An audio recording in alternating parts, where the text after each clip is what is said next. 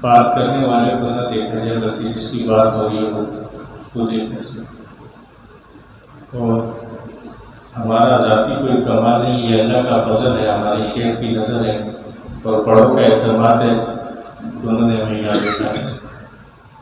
تبدیلی یہ نہیں ہے کہ میں وہاں سے اٹھ کے یہاں بیٹھ گیا، تبدیلی یہ کہ میں نے اپنی جو غفلت کی زندگی گزاری اس سے کتنا توبہ کر کے میں نے اللہ کی طرف اپنا قرب بنایا، کتنا میں نے اللہ سے اپنا تعلق بنا لیا. اصل تبدیلی یہ ہے.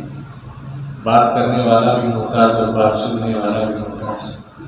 ہمارے کعبے کیا فرمایا کرتے تھے کہ جس چیز کی ہمارے اندر کمی ہوتی تھی ہم اس چیز کی دعوت دیتے تھے، اس دعوت کی برکت سے، اس کہنے سننے کی برکت سے اللہ وہ کمی ہمارے اندر سے دور کر.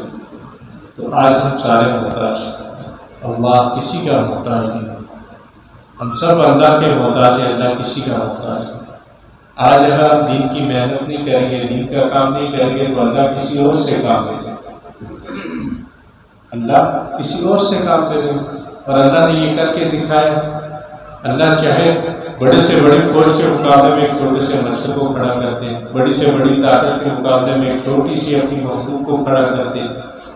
قرآن کے اندر بے شمار واقعات میری اور آپ کی رہنمائی اور تربیت کے لیے موجود ہیں. ہم سب اللہ کے محتاج ہیں، ہم سب اللہ کے دین کے محتاج ہیں. اللہ کسی کا محتاج ہے. اللہ اکبر، سب سے بڑا اللہ، سب سے بڑا. اس پہ ہم اللہ کا شکر ادا کریں کہ اللہ نے ہمیں دین کی نسبت دی ہے، دین کے ساتھ جوڑا ہے.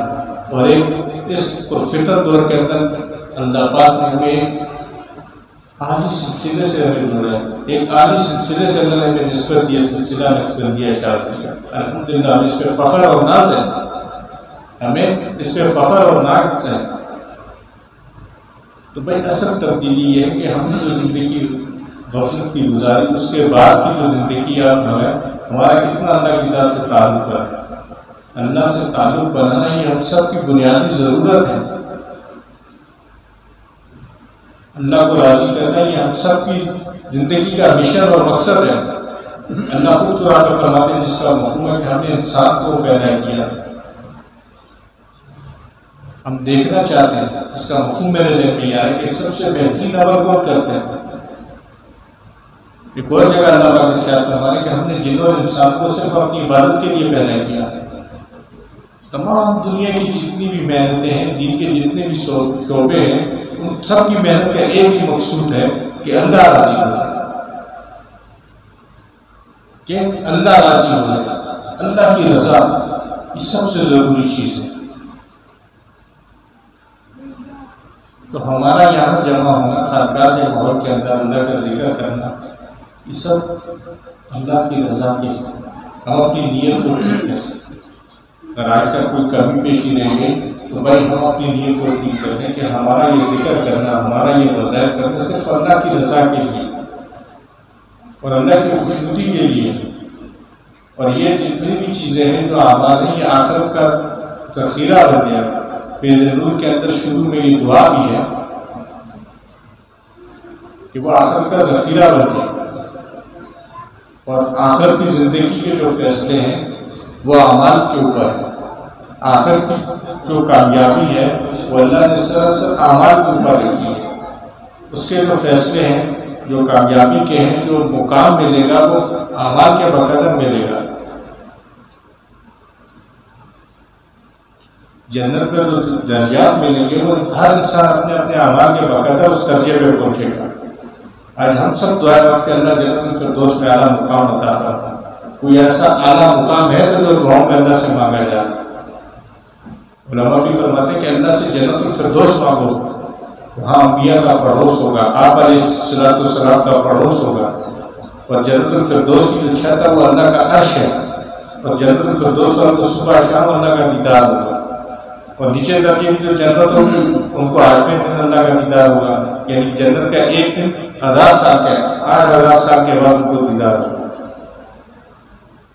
اللہ ہم سب کو جنت الفردوس میں اعلیٰ مقام عطا فرمائے. ہمارے بڑوں کو جنت الفردوس میں اعلیٰ مقام عطا فرمائے. بھائی کہنے سننے کا مقصد یہی ہے کہ ہم سب اپنی زندگی کا ایک جو مشن ہے، جو مقصد ہے، اس پہ ہم سب غور و فکر کریں. اب تک جو غفلت کی زندگی گزر چکی اس پہ توبہ اور استغفار کریں، اور جو بن چکی ہے اس میں عزم اور نیت اور ارادے کریں، اپنے معاملات کو درست کریں. اللہ پاک نے پہ فضل و کرم کے اللہ پاک نے اتنا مبارک مہینہ ہم سب کو جو رمضان المبارک ہے، اگر اس میں بھی ہم اللہ کو نہ بنا سکے تو ہمارے لیے ہلاکت ہے. اس میں بھی اگر ہم اللہ سے اپنی مغفرت نہیں کروا سکے، اللہ کو نہ بنا سکے تو ہمارے لیے بڑا ہی محرومی کا سبب. اس میں اللہ پاک اس مہینے میں دینے میں نوافل کا ثواب فرض کے برابر ہے. الحمدللہ ہم سب فضیلتیں جانتے ہیں کیا کیا پوری کریں، تو بھائی ہم سب اس کا اہتمام کریں، ہم سب اس کی پابندی کریں، اور ہر چیز کو جو ہے شوق اور ذوق کے ساتھ کریں،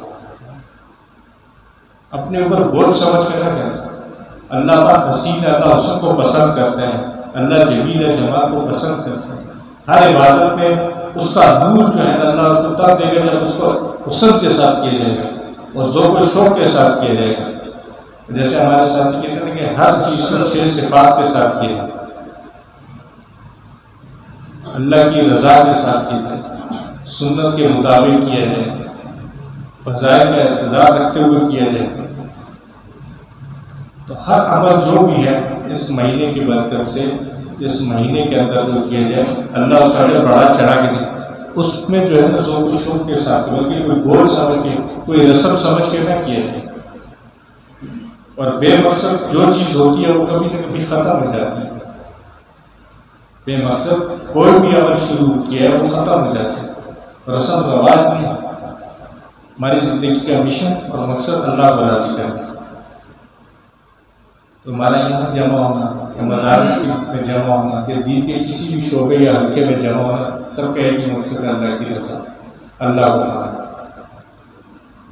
سب ساتھ اس کی کوشش اور نیت کرنا کہ ہمارا اللہ پاک نے موقع دیا ہے، رمضان کا مہینہ دیا ہے، اس میں ہم جتنا اللہ کی طرف اپنا دھیان، اپنی عبادت اور اپنے وقت کو قیمتی بنائیں.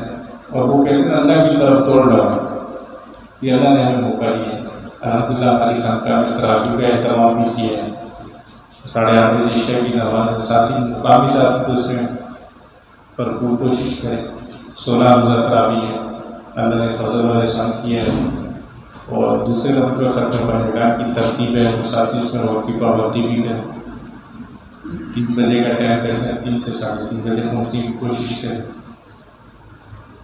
اس کی سب کوشش اور نیت کریں گے انشاءاللہ. اللہ ہم سب کو کہنے سننے سے زیادہ اللہ کی توفیق عطا فرمائے. بیان کرنا کوئی مقصود نہیں تھا، بس چند گزارشات تھی جو آپ کے سامنے رکھی ہے. اللہ پاک سب سے پہلے مجھے عمل کی توفیق عطا فرمائے، پھر آپ سب کو اللہ پاک اپنی راہ میں قبول و منظور فرمائے. انشاءاللہ مجھے گھر کا ارکان ہے کہ سارے ساتھی 6 کرسی پڑھ کے دونوں ہاتھوں پہ دب کر کے اپنے پوری جسم کو